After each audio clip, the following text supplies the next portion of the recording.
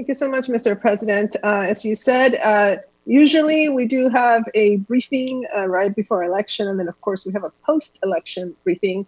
Obviously, these are interesting times, so I would like to begin by thanking our guests from the Board of Elections for being here today and for all their hard work throughout this crisis.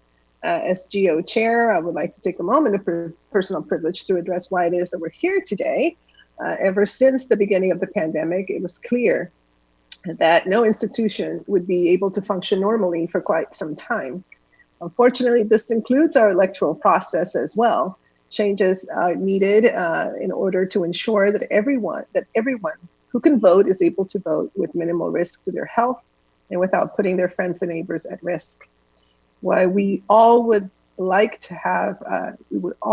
to see the governor actually use lessons learned from the primary election and create a stronger all-mail-in general election, we cannot continue to dwell on the might have been. We have to move forward. Our Board of Elections must be properly empowered and supported if we are to make this hybrid system work for most people. We all have questions about what the immediate future looks like, and I think I speak for all my colleagues when I say that we are truly appreciative of the thoughtful answers provided by the board staff to the questions which we submitted in advance of today's briefing.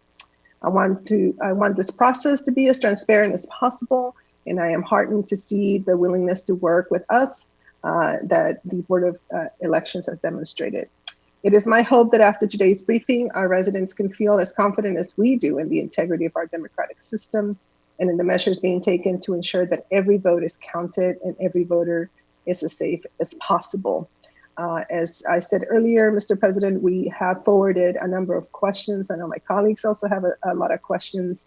But again, I think it is very important to recognize that our Board of Elections, both the members of the board, but also staff, have been very diligent and working quite hard to provide as much direction, guidance, and outreach so that every voter in Montgomery County that is able to exercise that very important civic duty can do so in a safe and effective manner.